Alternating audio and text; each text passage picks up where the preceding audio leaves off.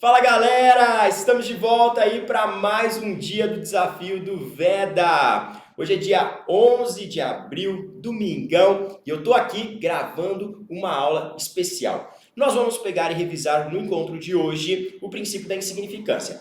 E essa revisão eu farei por meio de questões. Vamos resolver aqui 4 questões objetivas acerca da incidência do princípio da insignificância, como o princípio da insignificância é aplicado pelos tribunais superiores, quais são os vetores que os tribunais superiores elencam para a incidência desse princípio tão importante aqui dentro do direito penal e que sempre aparece nas provas. Beleza? Então, de olho na tela, a primeira questão aí que a gente vai resolver é a seguinte: acerca do direito penal e processual penal, considerando a legislação pertinente, a doutrina e a jurisprudência do STF e do STJ julgue o item a seguir. Então, uma questão aqui da banca CESP, hoje chamada de Sebrasp. Vamos ao item.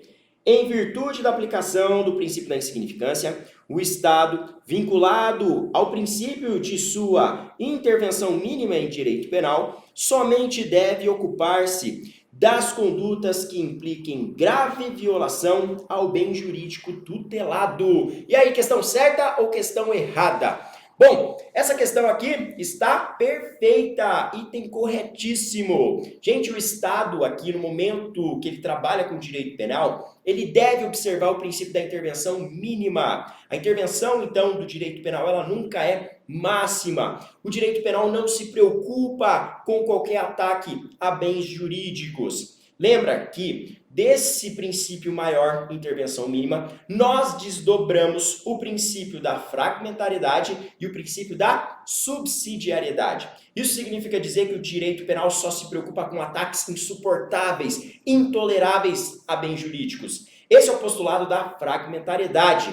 E subsidiariedade é que o direito penal só atua diante do fracasso dos demais ramos do direito. Então, o direito penal é a última ratio, essa é a ideia de subsidiariedade. E quando a gente olha aqui para esse enunciado, nós vamos verificar que o princípio da insignificância, ele está atrelado sim à ideia do princípio da intervenção mínima. Aliás, o princípio da insignificância, ele decorre do princípio da fragmentariedade. Porque se eu não tenho um ataque intolerável, um ataque relevante ao bem jurídico, o direito penal não vai se preocupar com isso. Aí entra aquele exemplo clássico.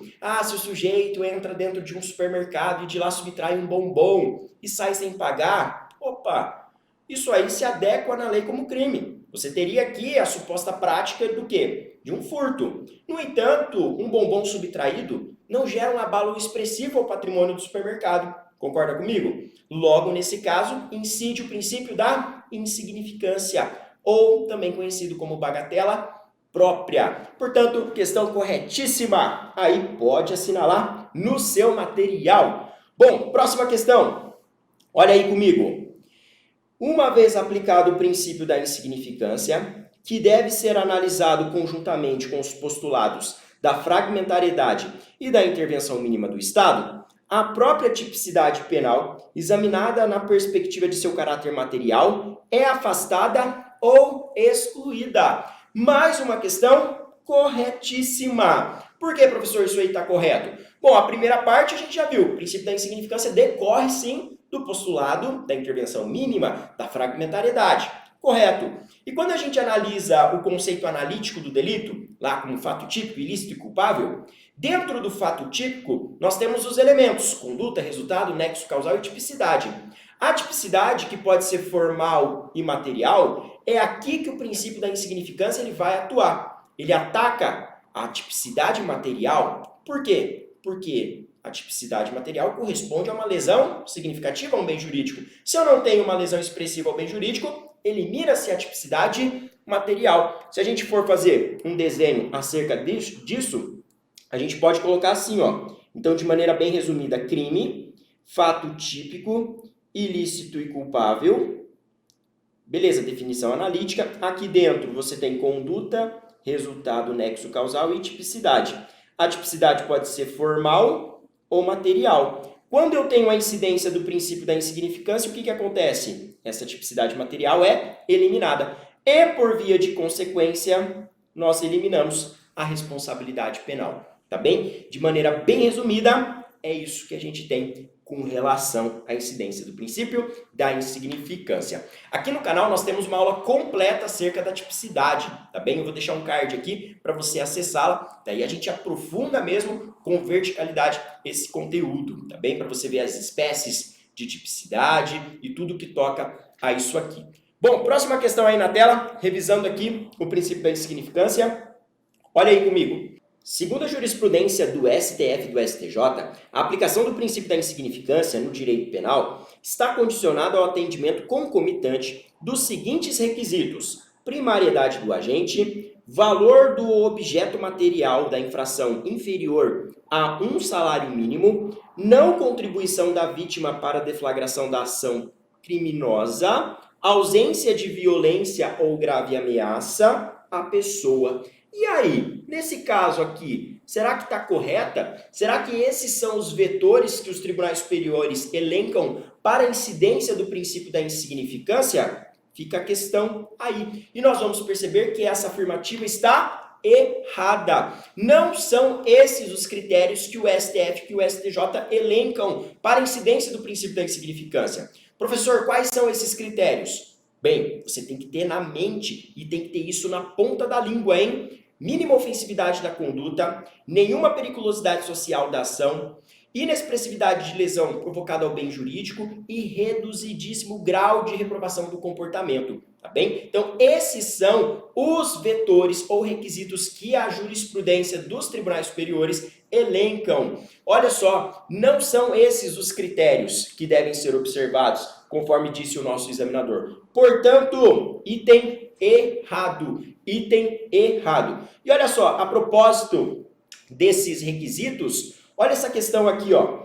Conforme o STF, para que incida o princípio da insignificância e, consequentemente, seja afastada a recriminação penal, é indispensável que a conduta do agente seja marcada por ofensividade mínima ao bem jurídico tutelado, reduzido grau de reprovabilidade, inexpressividade da lesão e nenhuma periculosidade social aqui da ação.